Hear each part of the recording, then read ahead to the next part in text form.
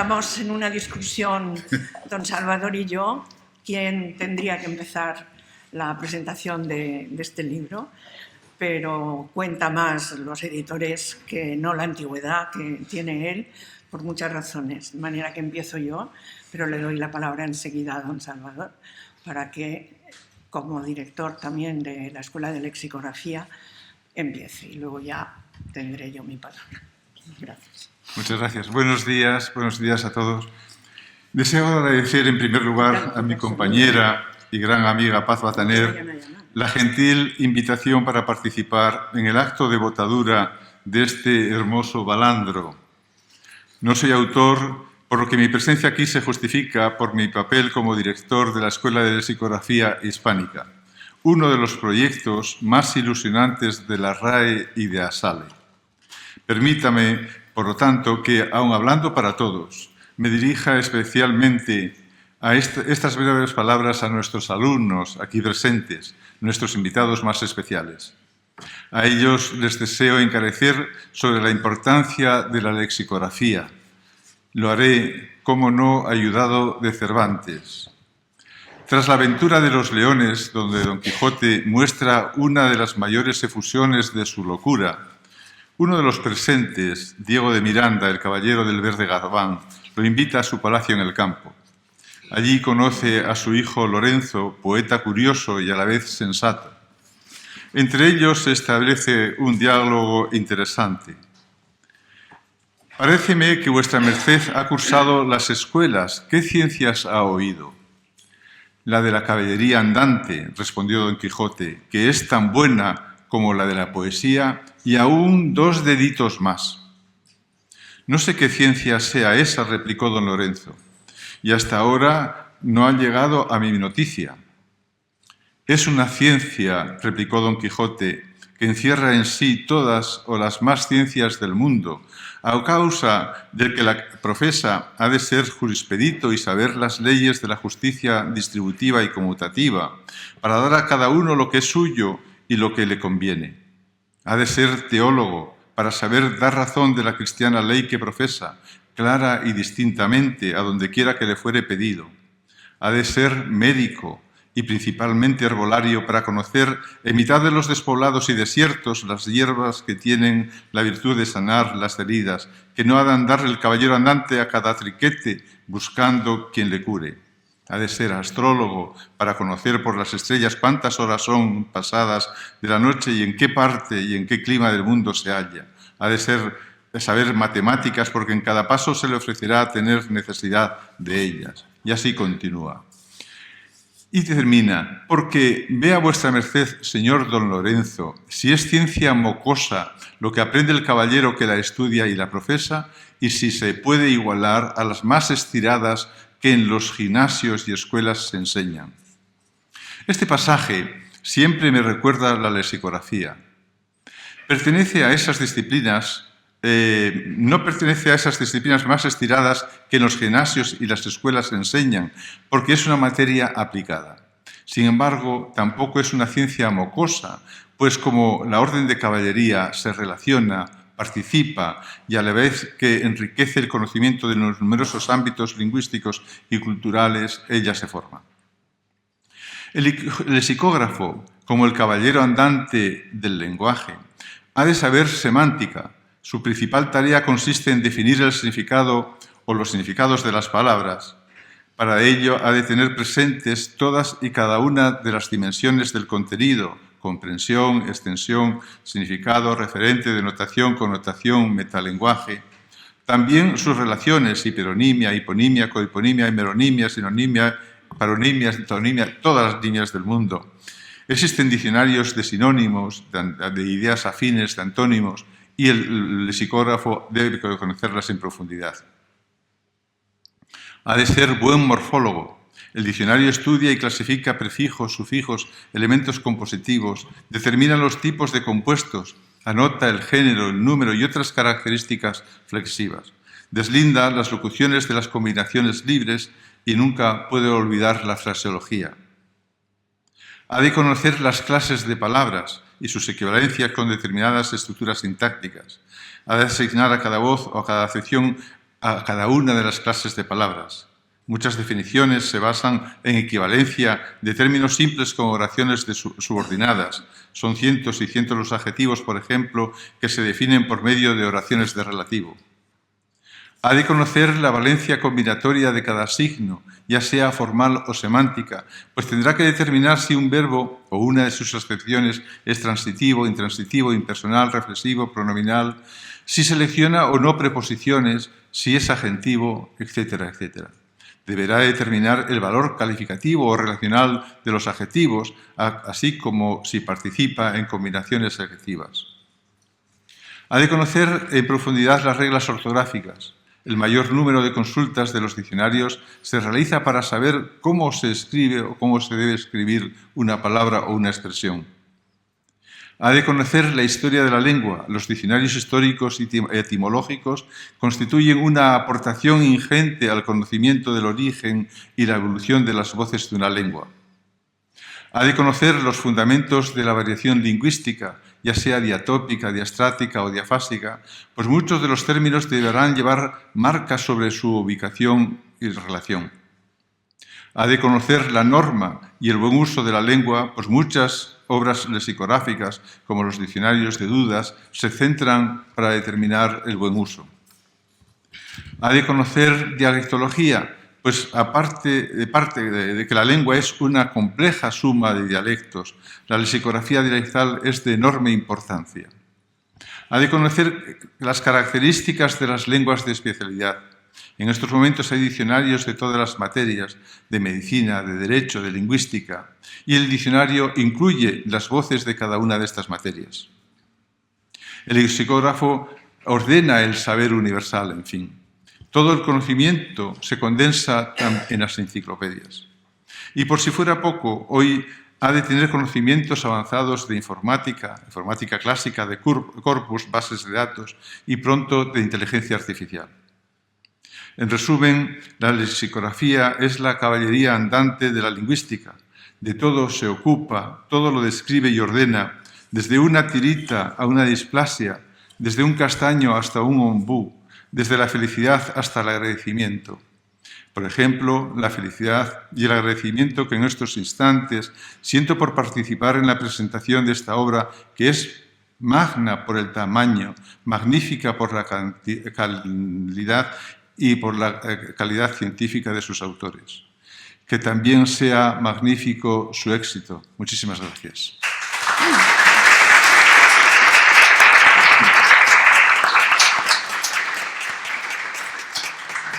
Muchas gracias, Salvador, por esta rotura que hemos hecho del protocolo académico y ahora empezamos, digamos, más bien el protocolo. Primeramente, saludamos al director de la Real Academia, al director honorario, y a los académicos, a los representantes de mucho profesorado que está en Madrid y a los seguidores, a los posgraduados de la Escuela de Lexicografía.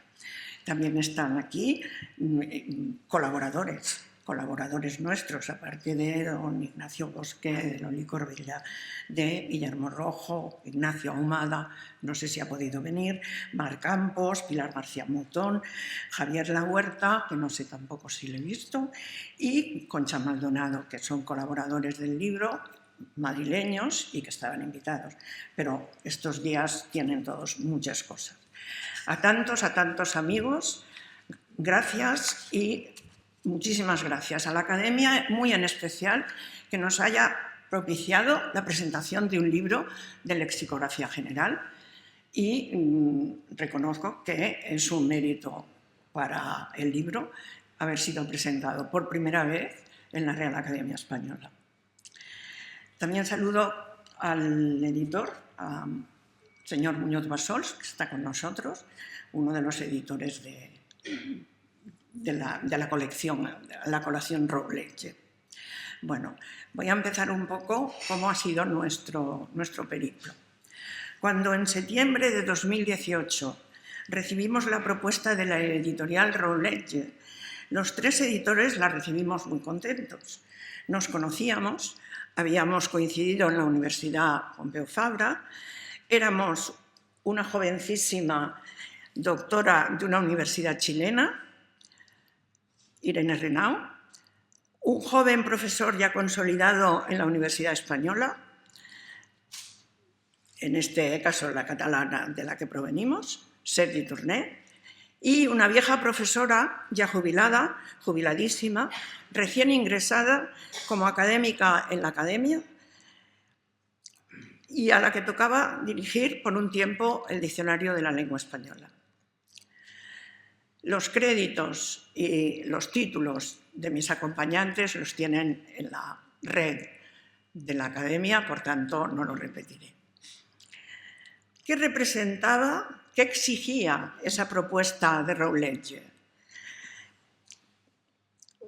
En el panorama de la lexicografía del español, y me atrevería a decir en las editoriales de filología y de lingüística en general, que una editorial comercial nos propusiera editar un manual sobre un aspecto tan general de la lingüística aplicada nos pareció una especie de recompensa que no merecíamos suficiente, pero estuvimos francamente contentos. Algo inédito en nuestro mundo editorial. No era un volumen de colaboraciones muy dignas, pero sin objetivos comunes previos. No era la publicación de actas de un congreso bajo un título que relacionara levemente frutos de proyectos muy diversos, bajo un título que los relacionara, pero nada más. No era que nos propusiera ni siquiera agrupar trabajos nuestros en un solo volumen, no. Era una propuesta a la manera de las guías, de los manuales, de los handbooks, de los companions de las editoriales británicas, cosa que no existía en el panorama de las ediciones que se hacen en español. Y el recorrido hasta verlo en papel así ha sido largo, arduo y provechoso para nosotros, desde luego, porque desde el principio pretendimos que lo fuera también para los otros, para el público, un público muy amplio. Teníamos como antecedente, en la misma editorial, el manual que había hecho Fuertes Oliveira sobre lexicografía. Nosotros intentamos darle un carácter diferente, puesto que era fundamentalmente de lexicografía hispánica. Nuestro manual está centrado fundamentalmente en describir y en cómo se puede describir y repertoriar el léxico del español, teniendo como idea de que el léxico español tiene como fundamento la unidad léxica, digamos, conocida intuitivamente como palabra, y nos hemos concentrado precisamente a partir de la concepción que hay de la unidad léxica en el... No sé si estoy haciendo algo... Sí. Bueno, en la unidad léxica de la palabra. La unidad léxica se presenta intuitivamente a todos los hablantes como el núcleo de la significación del lenguaje. Aunque además, y esto ya lo estudiamos, tiene fonética y responde a una fonología. Tiene una morfología que responde a la flexión heredada y a la sintaxis y al significado, puesto que la morfología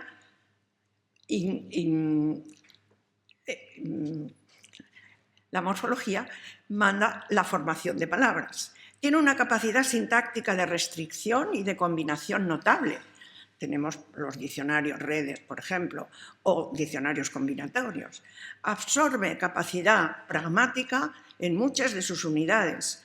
Sufre variación en el tiempo, histórica, y en el espacio, geográfica. Refleja cuestiones de antropología. Toma ámbitos sociales en que se necesita recogerla y explicarla. Vehicula ideología y es terreno predilecto de la norma ortográfica y gramatical. Como ha dicho don Salvador, la lexicografía y la andante caballería son cosas muy parejas. Todo esto, y más posiblemente, intenta quedar reflejado en el manual que presentamos. Preeminencia a la unidad lingüística, palabra, que solo se la puede definir desde alguna de estas perspectivas. Pues cuando se tiene que definir en lingüística, se escapa, la palabra se escapa astutamente. Es muy difícil de definir. Creo que todo diccionario se tiene que definir en cuanto al concepto de la unidad léxica, del que parte y del que quiere describir. Esta verdad sencilla, que las palabras solo tienen significado en contexto, es algo que repetía Patrick Hanks siempre, y efectivamente es una verdad que se olvida fácilmente, pero que hace que precisamente las podamos atacar desde perspectivas muy diversas. La cantidad de información que dentro de ella guarda cada palabra es lo que explica la primera parte del volumen. Quisimos un manual completo de lexicografía que abarcara todos los aspectos de esta rama de la lingüística, desde la teoría a la práctica, pasando por la tecnología a su servicio, la investigación, su enseñanza, la búsqueda de información en los diccionarios o en las bases de datos, el desarrollo comercial y la presentación de los diccionarios que nos acompañan actualmente. No tiene una visión histórica el volumen de esta rama, pues es un área, la de la historiografía, que se viene desarrollando muy generosamente en la bibliografía del español. Queríamos presentar una mirada desde el presente para el futuro que conviene saber a cualquier persona que pretenda acercarse o contribuir a la lexicografía del español. Digo lexicografía del español, no lexicografía española. Es por esto el adjetivo lexicografía hispánica. Español, dice nuestro diccionario, el diccionario de la Academia, dice lengua romance, que se habla en España, es un sustantivo masculino, el español. Lengua romance, que se habla en España, gran parte de América, Filipinas, Guinea Ecuatorial y otros lugares del mundo. Si nos vamos al otro extremo del charco, el diccionario del español de México dice español, es la segunda acepción, masculino singular, lengua originaria de Castilla, que se habla en la península ibérica, en todos los países hispanoamericanos, en Marruecos, la República Saharaui, las Islas Filipinas y Guinea Occidental. Si vamos al diccionario totalmente integral, que es el diccionario del español actual, de don Manuel Seco, la define de dos maneras. Primero como adjetivo, aplicado a una lengua, que es una lengua romance de España, y otro, la acepción undécima, que dice lengua española. Nada más. Por lo tanto, son las lenguas más extendidas, dice como ejemplo, como cita que tiene este diccionario, las lenguas más extendidas son el chino, el inglés, el español. Bueno, por lo tanto, hemos rehuido siempre que hemos podido la dilogía de lexicografía española para poner lexicografía del español. ¿Qué concepto de la estandarización del español más o menos se puede deducir de este volumen y de la colaboración de tantos autores? El manual tiende a aceptar el concepto de cultura lingüística hispánica de Levsan, de finales del siglo pasado, de 1997, con concepto de ascendencia rusa, que responde a una lógica interna de todas las lenguas que comparten espacios diferentes, pero se vinculan a una sola lengua. Hoy es más dinámica que antes, debido a las comunicaciones fáciles que tenemos nosotros, que antiguamente eran mucho más obstaculizadoras de precisamente esta dinámica. Para mostrar, por ejemplo, una lingüista peruana, Carabedo, condujo un experimento que les leo, tal como lo cuentan. Les pidió a 6 limeños, divididos equitativamente por sexo, representantes de la norma culta local, que leyeran textos del escritor madrileño Javier Marías y les pidió que subrayaran las palabras que les llamaran la atención. Los resultados de la tarea elicitada pueden agruparse en 3 tipos muy sencillos: desconocimiento del significante y significado, por ejemplo, la palabra fue albornoz, por bata o batín; conocimiento del significante con un significado diferente al usado en el texto, apuro por vergüenza, como se utiliza en América; conocimiento pasivo del significante y significado con cambio de valor diafásico entre alcoba y dormitorio, en donde hay una diferencia diafásica.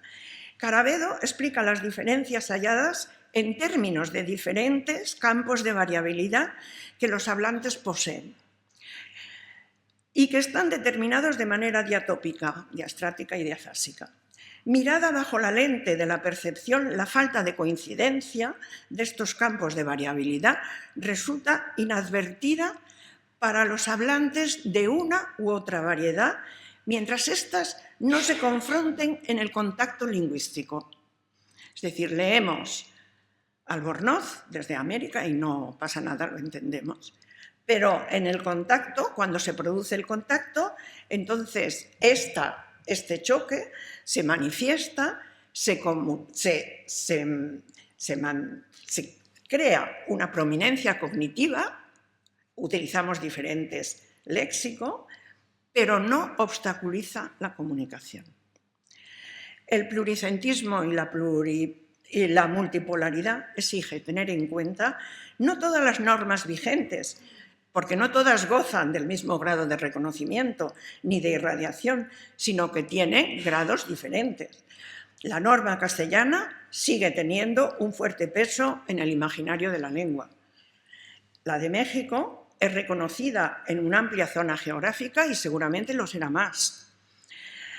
La del andaluz es reivindicado, pero no se extiende últimamente más. La de Los Ángeles, la del sur de Estados Unidos, California y el noroeste de México, no está codificada, pero lo podría estar en un futuro. La globalización con las comunicaciones potencia la extensión de estos imaginarios, que el español ha de tener en cuenta. Yo he sido siempre partidaria de la teoría de la Coiné, que difumina la diferencia entre lo español y lo americano, un compromiso entre los dos lados, que representa, por ejemplo, la Real Academia Española con la Asociación de Academias de la Lengua. Con pérdida del peso, quizás, de la corrección, que antes era importante en este enfoque, relegando esta corrección a un segundo plano con miras a la codificación pluricentralista. Precisamente lo que humildemente representa este manual: el conocimiento de lo que se acepta o se discute o se proyecta en otros ámbitos sociales globalmente mundiales. Esta cultura, a partir siempre en el fondo de una cosa en común que tenemos muchos lingüistas, de Coserio, y después del fuerte arraigo del estructuralismo en el ámbito hispánico, se confía en el sistema como sustento de la proverbialidad, unidad del idioma, y las variedades se colocan en la norma usual. Hoy los necesitados de aclaraciones, ofrecimientos, descripciones del léxico en el mundo entero son una variada multitud.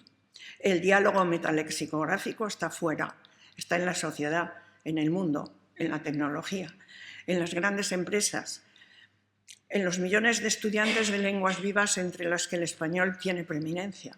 Los medios de comunicación están ayudando a confluir con la RAE en algo parecido al estándar que no se logra nunca de determinar en español.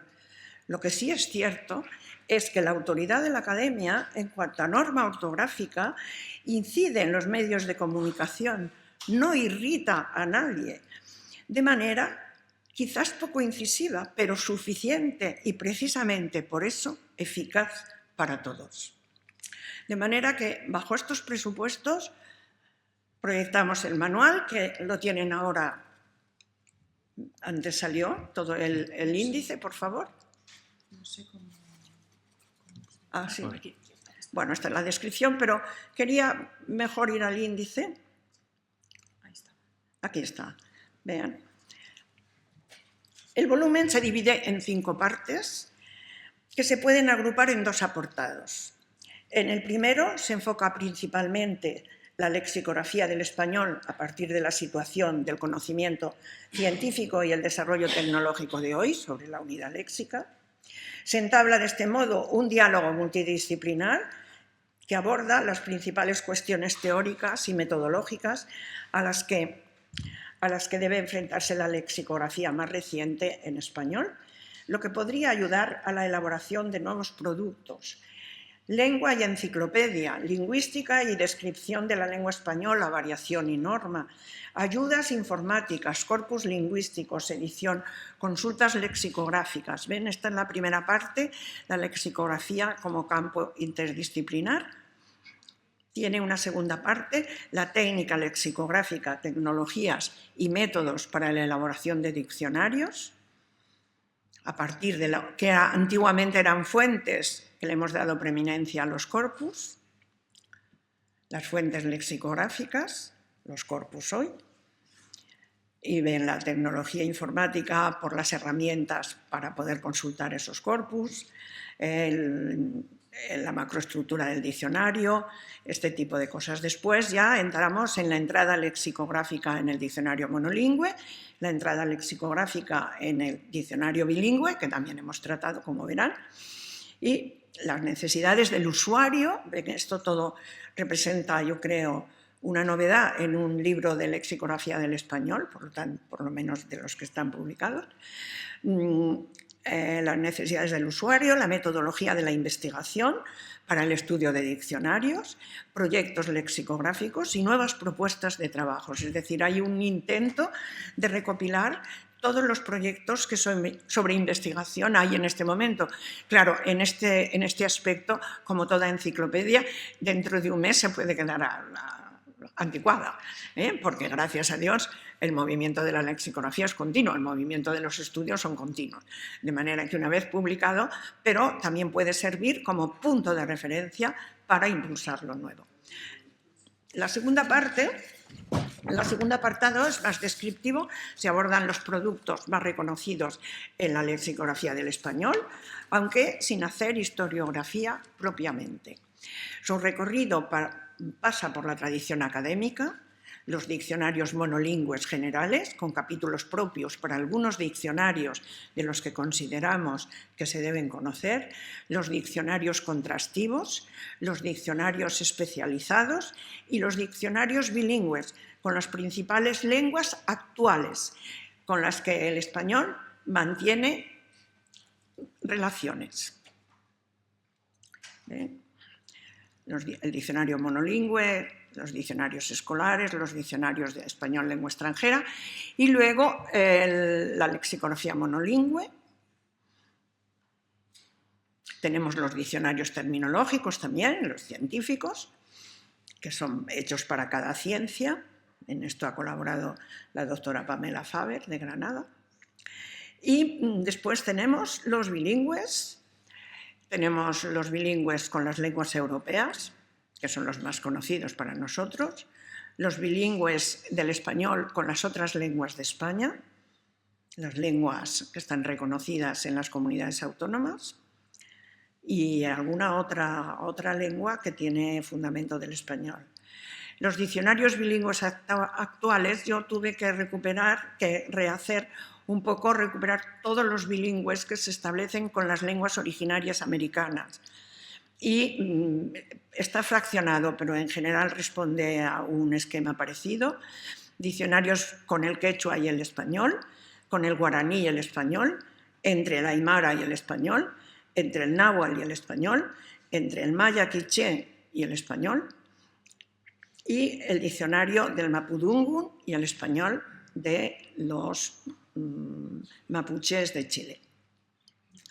De manera que en este aspecto también hemos querido una de las lenguas con las que estamos más en contacto, los diccionarios bilingües del japonés y del chino mandarín, y los diccionarios bilingües de las lenguas semíticas que hoy conviven mucho más cerca de nosotros. De manera que ahora tienen ya una visión de lo que es toda la metodología. En cuanto a las ideas que debieran informar todos estos capítulos, tiene la palabra Sergi Tourné. Muchas gracias, Paz.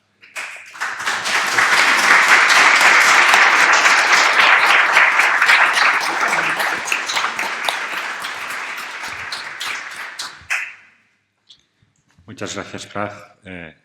Muchas gracias a todos por haber asistido a esta sesión. No me entretendré volviendo a agradecer todos los agradecimientos que ha hecho Paz, pero es obvio que me siento muy honrado de poder presentar este libro en esta casa. Yo les hablaré muy brevemente sobre los principios generales de la obra, las ideas que debían conformar el libro, o si lo prefieren para que nos entendamos mejor, las instrucciones que les pedimos a los autores que debían seguir cuando hicieron sus capítulos. Es evidente que gran parte del éxito que pueda tener este volumen se debe a los autores, no a los editores. Pero yo les explico las ideas, lo que les pedimos que hicieran. Me voy a centrar en 4 rasgos, algunos de los cuales ya ha presentado Paz muy brevemente. El primero es que esta era una obra pretendidamente con orientación sincrónica, no con orientación histórica. No queríamos hacer un handbook de historiografía de la lexicografía, de historia de la lexicografía. Por lo tanto, se tratan obras actuales, las obras que hoy en día son referencia en la lexicografía del español, las técnicas lexicográficas actuales. Eso no impide, evidentemente, que en alguna ocasión los autores tengan que recurrir a la historia, porque hay cuestiones de la lexicografía actual que no se pueden entender sin recurrir a la historia. Por ejemplo, y solo para citarles unos pocos capítulos, el capítulo 25 sobre los diccionarios de la Academia, evidentemente no se puede entender el diccionario actual de la Academia sin remitir a la historia de la Real Academia.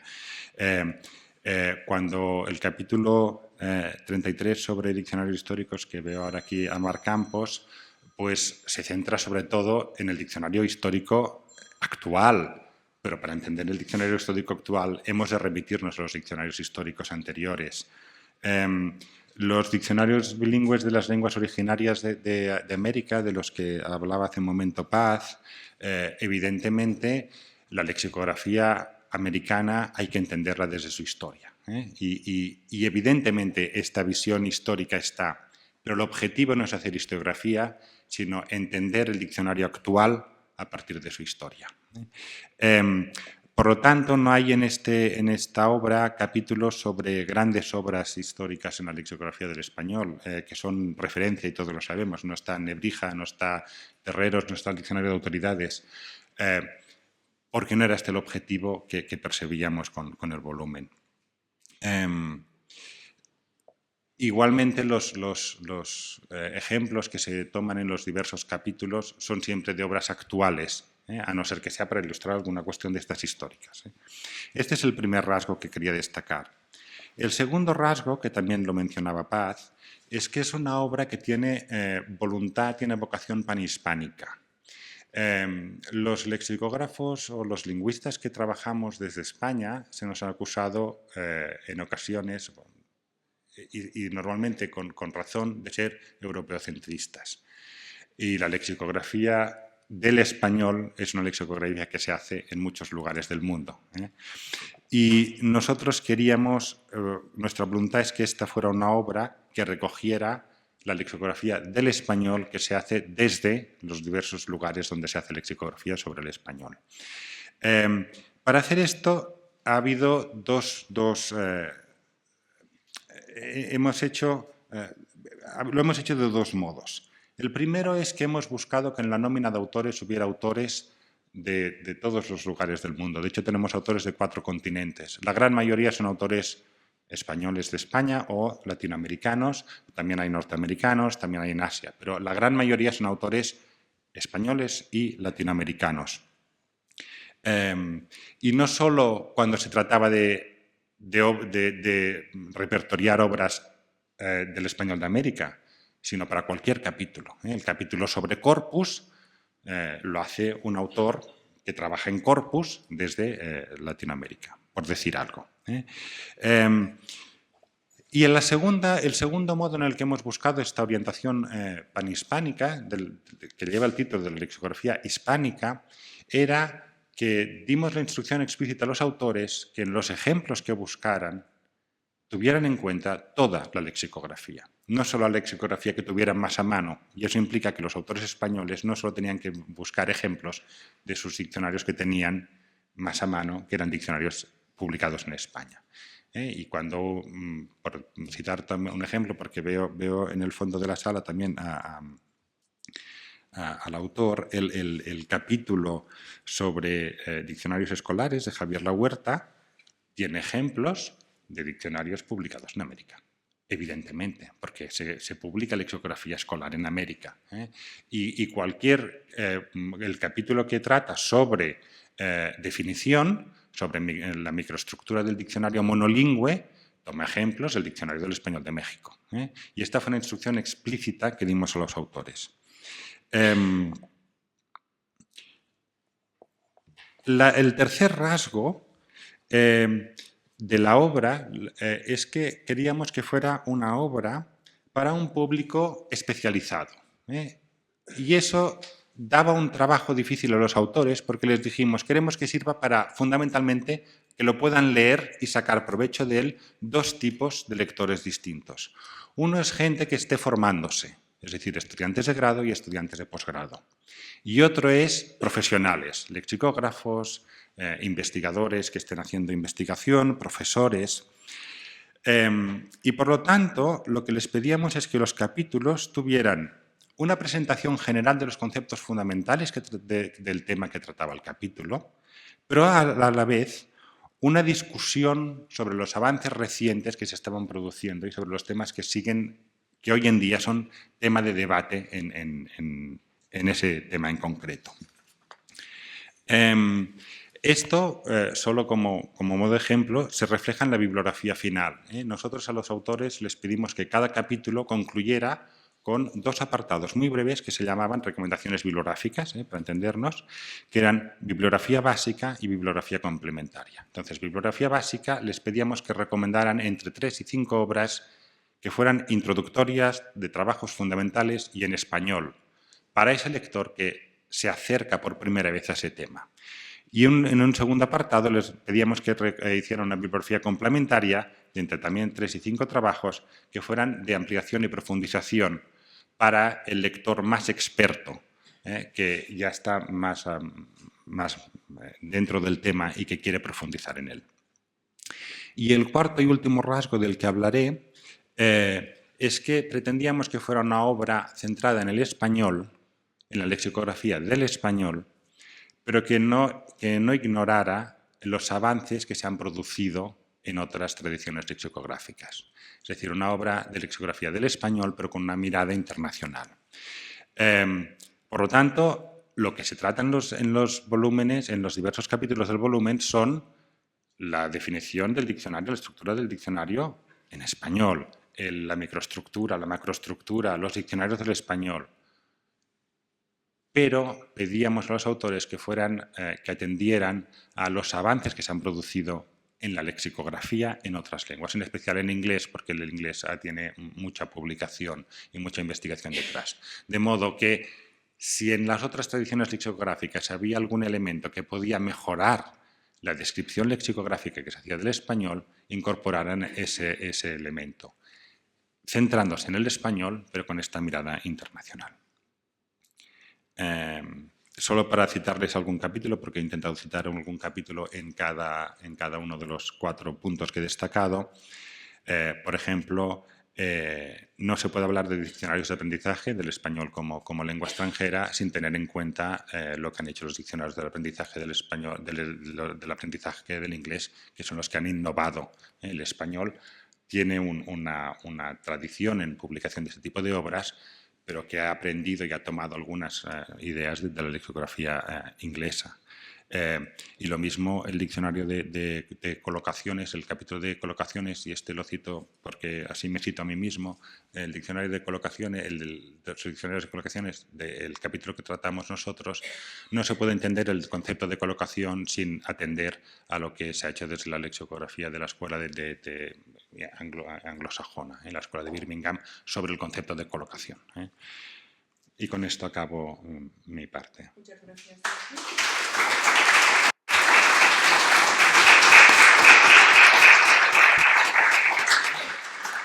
Irene Renaud nos explicará un poco cuál ha sido el proceso a lo largo de estos años de poner en marcha este proyecto de lexicografía hispánica. Sí.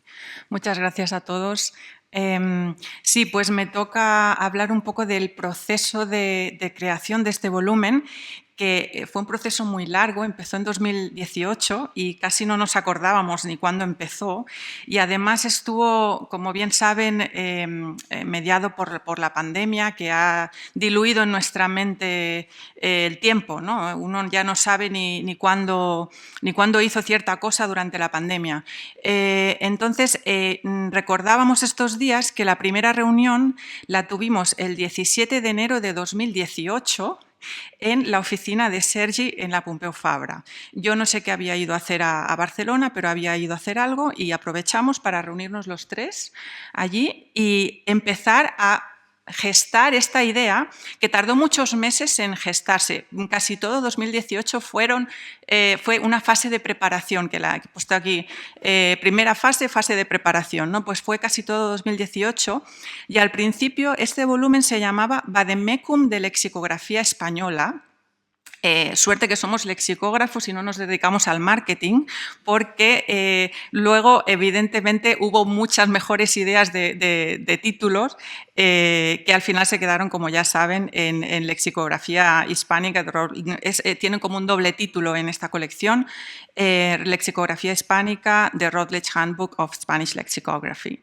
Y luego se elaboraron versiones iniciales del índice, fueron varios bocetos, en diálogo constante con los editores de la colección, Javier Muñoz Bassols y Manel Lacorte, que fueron también dándonos muchas ideas al respecto, fuimos intercambiando ideas y al principio el volumen tenía 30 capítulos y luego se añadieron 35, ya íbamos por 35 capítulos y hubo en algún momento que tenía 7 partes y al final acabó en 44 capítulos y 5 partes finalmente, ¿no?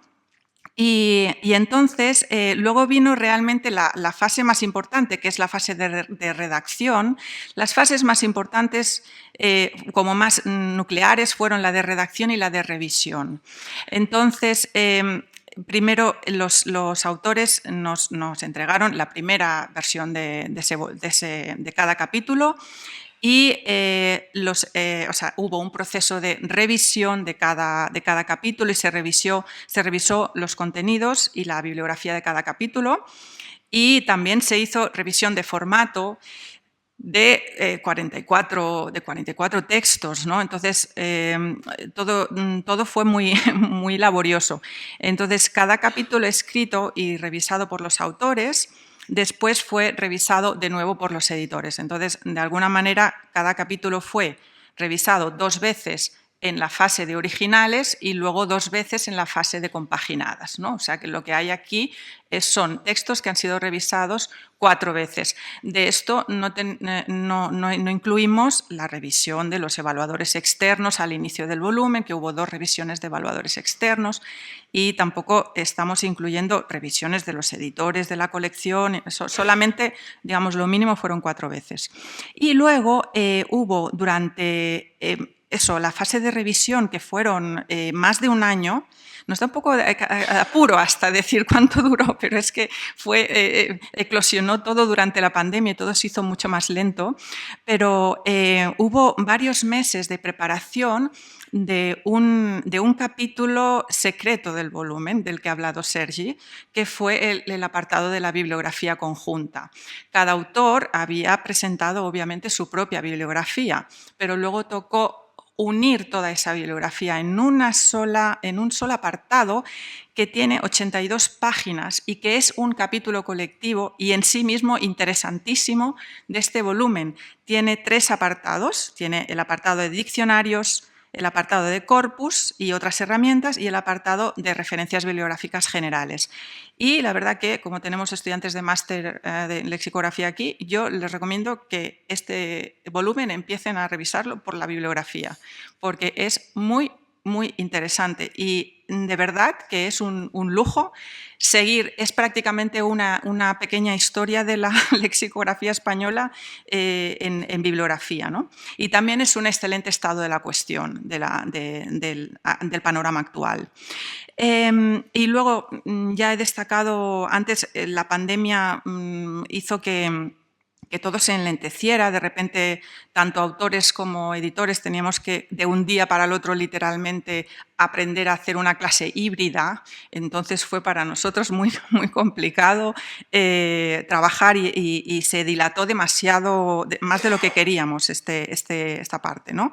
Y luego hubo otras gestiones muy comprensibles, pero también fueron extrañamente largas, en las que aprendimos mucho, también hay que decirlo, como por ejemplo encontrar los derechos de autor de las imágenes o aclararnos en cómo funciona la normativa internacional para los derechos de imágenes, que fue un trabajo detectivesco en muchos casos.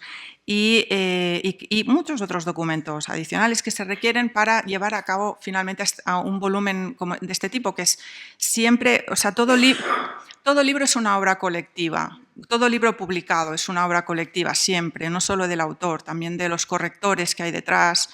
Hubo un equipo de correctores de Routledge que corrigieron el libro, no solo nosotros. Y siempre es una obra colectiva, pero en este caso fue más colectiva aún porque eran 60 autores, ya lo ha dicho Sergi, de varios países, y además habían autores del hemisferio norte y del hemisferio sur. Entonces, por ejemplo, una cosa que ocurrió fue que la última fase de revisión ocurrió en vacaciones del hemisferio norte, o sea, estaban los autores revisando en agosto y eso no se podía evitar porque Routledge es una editorial internacional y porque había otros autores y editores que estábamos en el hemisferio sur tan tranquilos trabajando en agosto porque nos toca trabajar, ¿no?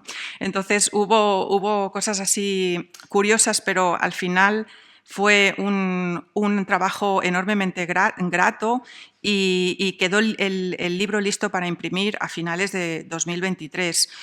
Yo quería terminar agradeciendo muchísimo a los autores el excelente trabajo que hicieron durante todo el volumen. Fue espectacular la manera en que ellos cumplieron con todo lo que les habíamos dicho, con los plazos, la manera como reaccionaron tan positivamente a las revisiones que había que hacer, algunas cuestiones de estilo incluso que son propias de la colección, en fin, muchas cosas que la verdad que creo que nos ha quedado un muy buen sabor de boca después de todo el trabajo, y el libro ya está aquí, así que ahora, pues nada, a leer. Gracias a todos.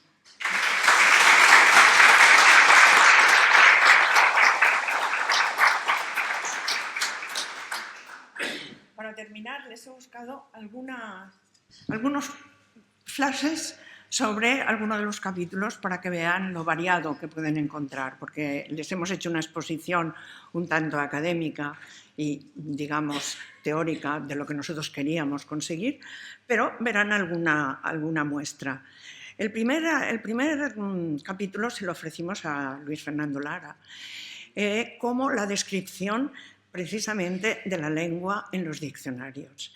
Entonces, él divide los dos tipos, él conoce muy bien, es un lingüista de formación auténticamente lingüística, y él dice, no, hay que distinguir entre los diccionarios que él llama en ese momento descriptivos, que fundamentalmente son los diccionarios que se hicieron en Estados Unidos a principios del siglo XX sobre las lenguas no codificadas, nunca las lenguas originarias americanas que no habían pasado a la lengua escrita y que, por lo tanto, los que además hacían los diccionarios no conocían esas lenguas.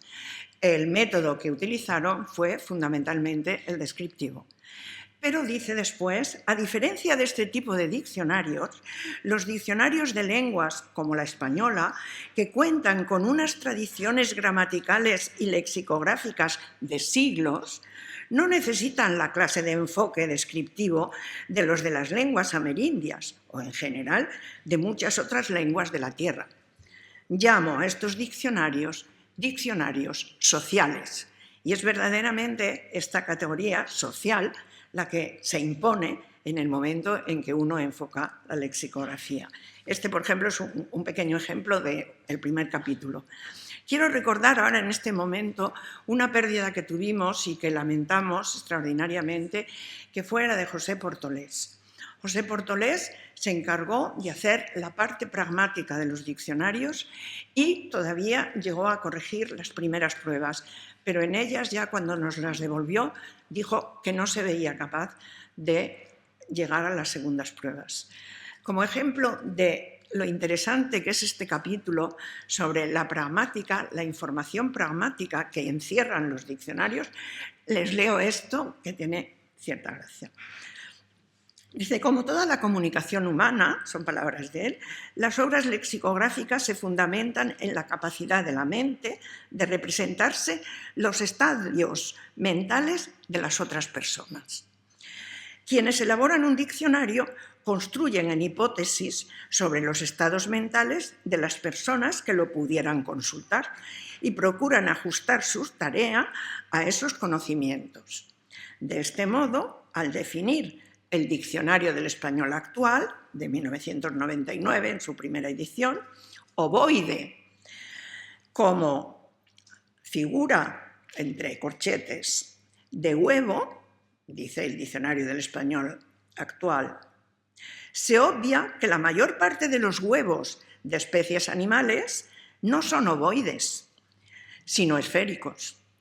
Ahora bien, el lexicógrafo sabe que cuando un hispanohablante piensa en un huevo, el primero que le viene a la mente es el huevo de la gallina, y ese sí es ovoide. Este tipo de pequeña información pragmática de cultura que hay, el capítulo de Portolés es muy rico. Les leo otro pasaje ya más clásico de pragmática. Dice, en el análisis de las conversaciones, el par adyacente o intercambio constituye la unidad mínima de análisis. Consiste en un turno iniciativo y su respuesta. La locución de nada es una respuesta, por tanto, aparece en un turno reactivo, que se corresponde a un turno iniciativo, en el que se efectúa un agradecimiento. Este hecho se recoge en una definición como, por ejemplo, de nada, de la fórmula de nada, de la expresión que se utiliza para responder a alguien que agradece algo. Muchas gracias por todo, de nada.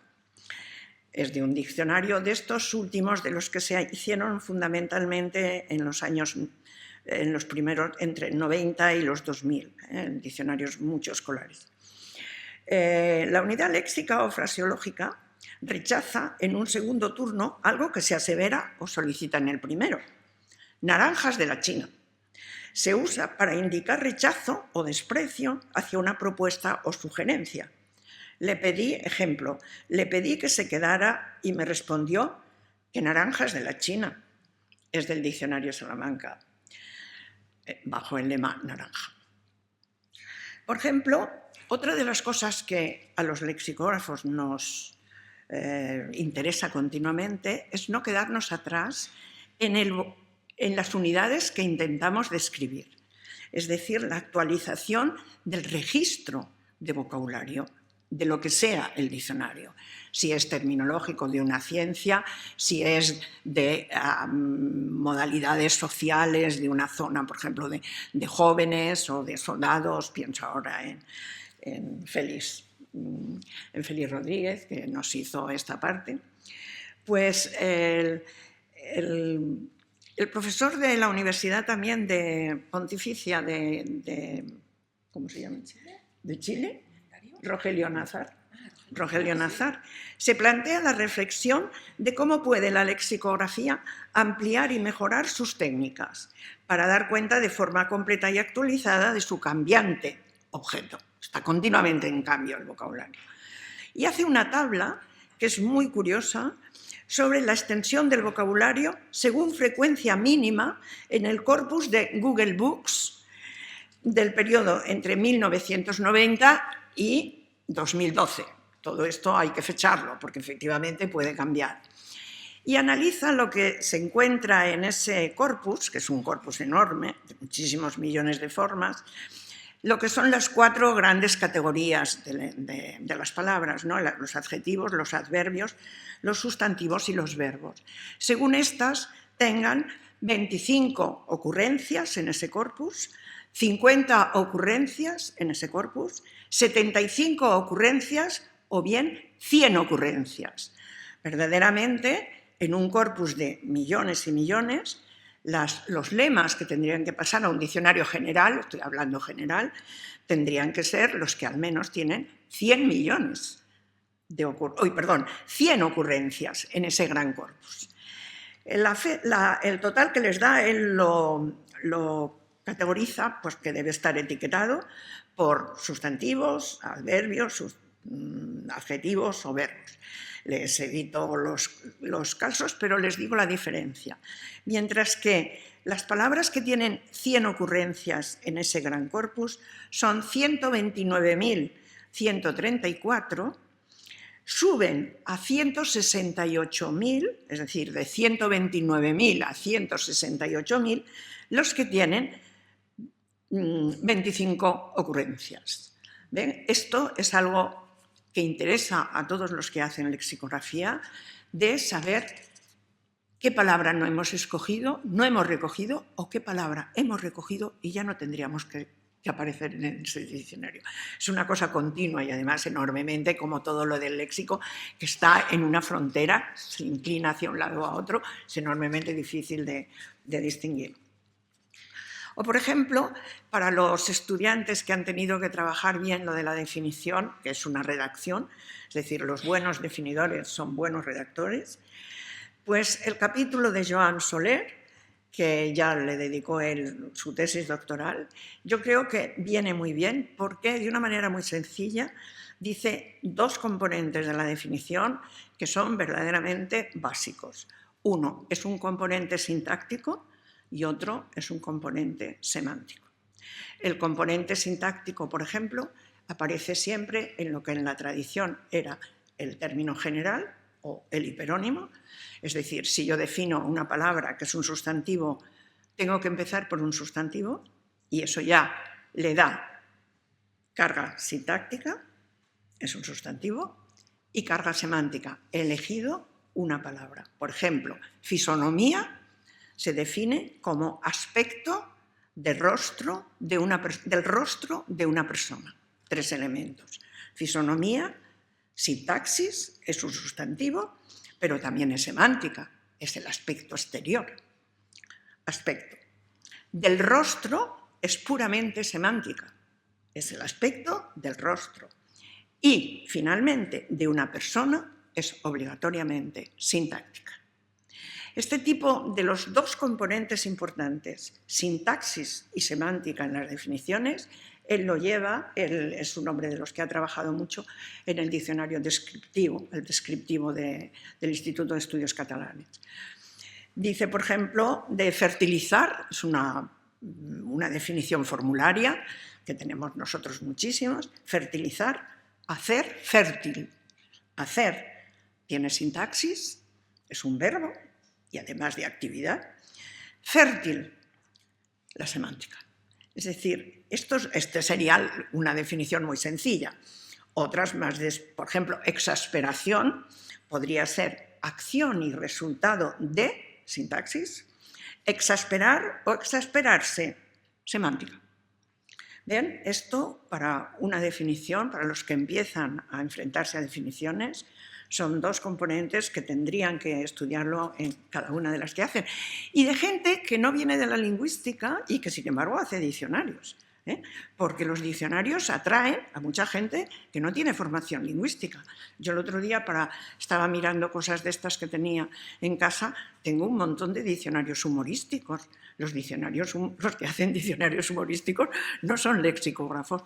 Y sin embargo, este tipo de cosas tendrían que conocerlo y sería muchísimo más mejor los diccionarios que han hecho, aunque hay algunos divertidísimos.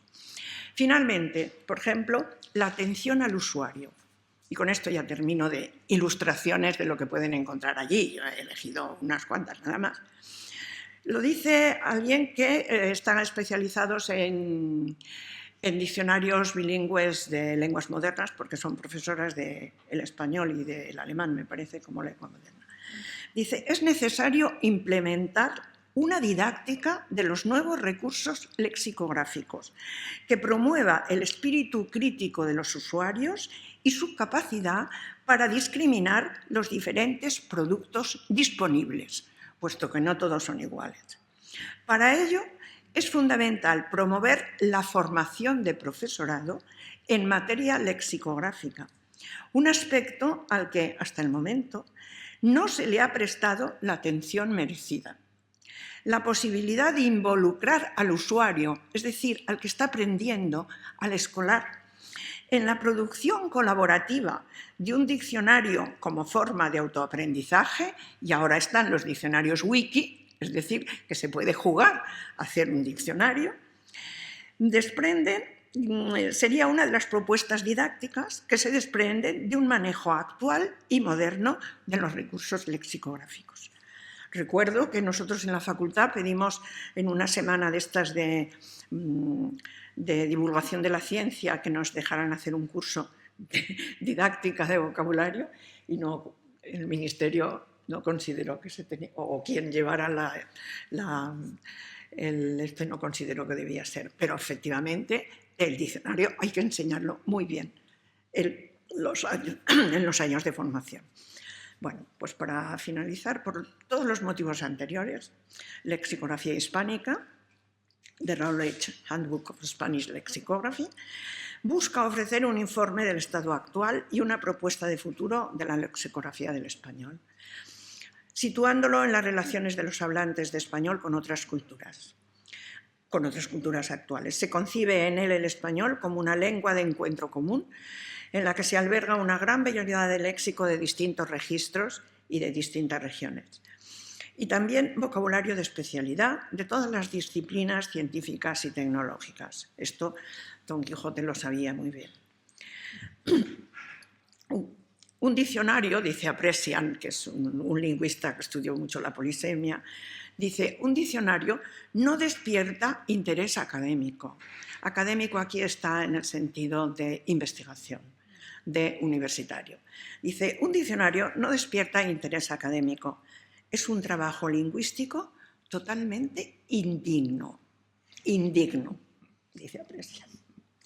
Cuando se trata de lexicografía y de diccionarios, no se puede olvidar tampoco que bajo esta rúbrica se contemplan productos comerciales que usa una población como la de la lengua española, de millones y millones que nos gusta recordar, tendría que saber rentabilizar.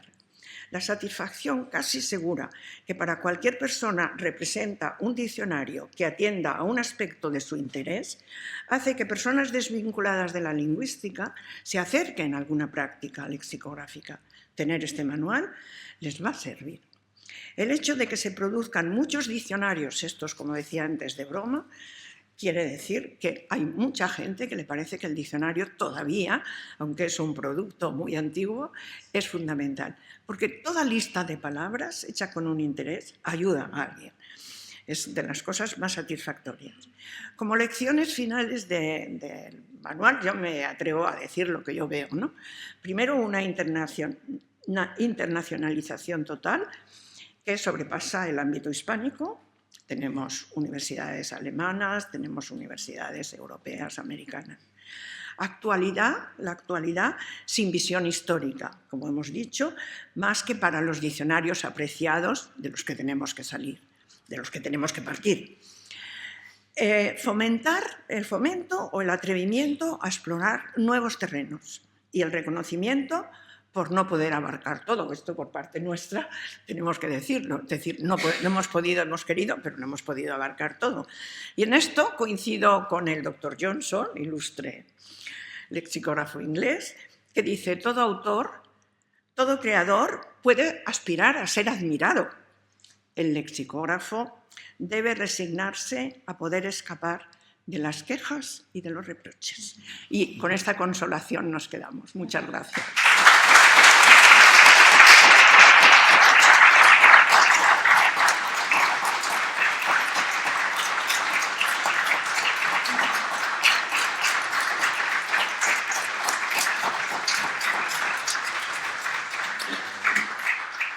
Como tenemos aquí colaboradores y autores, si alguien quiere decir algo, pues estaré encantado. Este señor.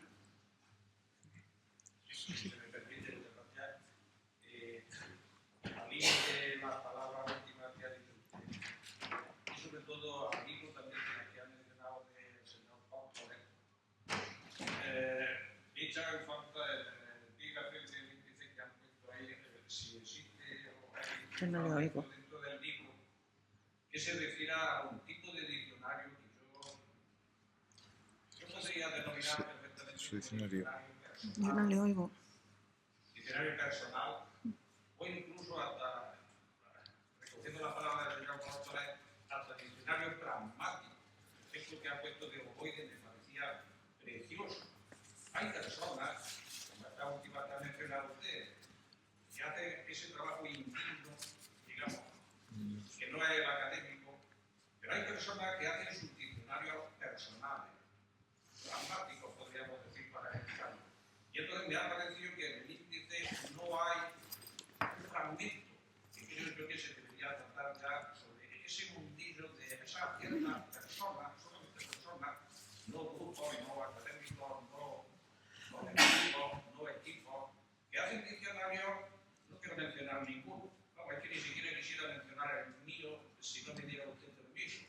Pero son diccionarios que gastan una vida de amor a la lengua, que son luego muy usados, muy utilizados, muy útiles, muy pragmáticos, si hay que ponerle a ese nombre. Y simplemente eso, que si está en el libro un fragmentillo que se refiere a eso. Pues muchas gracias. Muchas gracias. Sí, esto es lo que hemos dicho. Es decir, hay muchísima gente que se acerca a la lexicografía sin tener una formación porque interesa y porque la ve desde una perspectiva, ve las unidades léxicas desde una perspectiva que no se acaba nunca. Esto es lo que tiene de interesante el léxico, que no se acaba nunca. Muy bien, pues yo creo que podemos dar por cerrado, si no hay otra intervención, esta sesión. Agradezco otra vez a la Real Academia Española que nos haya podido prestar su sala y su sede para presentar esta obra, que es una obra hispánica. Muchas gracias.